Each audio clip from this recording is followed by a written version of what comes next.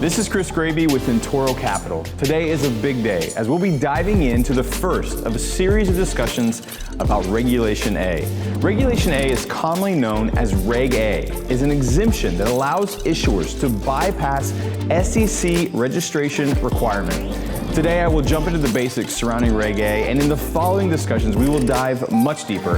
I'm very excited and I hope you are too. Let's get to it. In order for any company to offer or sell a security, they either have to be registered with the SEC or meet an exemption. Reg A is an exemption that allows companies to bypass the registration process.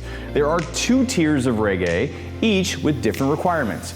Let's talk about Tier 1. Reg A Tier 1 allows an issuer to raise up to $20 million in a 12-month period, up to $6 million of which is allowed to be sold by affiliates of the issuer.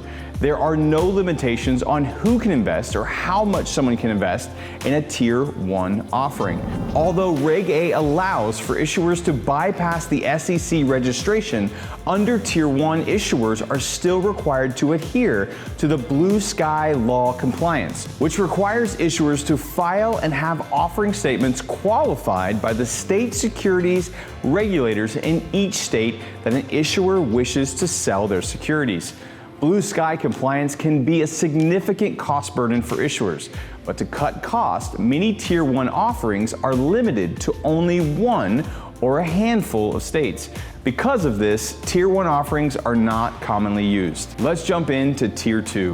Reg A Tier 2, also known as Reg A Plus, allows issuers to raise up to $50 million, soon to be $75 million, in a 12-month period.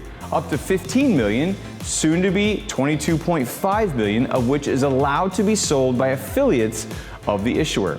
Unlike Tier 1 offerings, the offering statement does not have to be reviewed by each state security regulator, and the issuer is subject to ongoing reporting requirements in the form of an annual report on a Form 1K, a semi-annual report on Form 1SA, and a current report on Form 1U. If a Tier 2 offering is going to be listed on a national security exchange when it is qualified by the SEC, then there are no investor limitations. If it is not going to be listed on a national securities exchange, then there is a limit to how much an individual investor can invest. This limit is no more than 10% of the greater of the individual's household net income or net worth, not including mortgage debt outstanding. This requirement is only meant to protect investors. There is no limit to how much an accredited investor can invest in a Tier 1 or Tier 2. What are the main pros to a Reg A?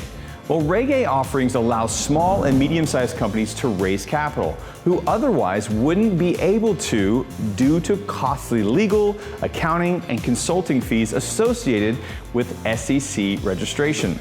Like Reg CF, but unlike Reg D offerings, Reg A also allows non-accredited investors to participate, while allowing for a much larger cap raise, soon to be $75 million, as opposed to the $5 million of Reg CF.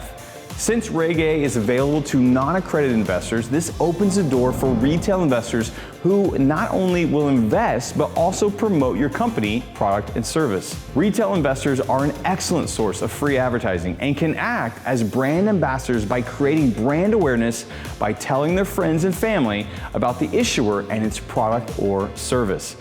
So what are the main cons to Reg A? Well, Reg A is the most expensive form of private placement due to its heavy regulation. Many Reg A offerings can typically spend $100,000 and up on third-party services such as lawyers, accountants, consultants, and all Reg A offerings are required to file an offering statement on Form 1A, which must be prepared by an independent attorney and requires audited financial statements. So, along with the costs associated, it can take 3 to 4 months from the time the issuer decides to file to when securities can begin to be sold.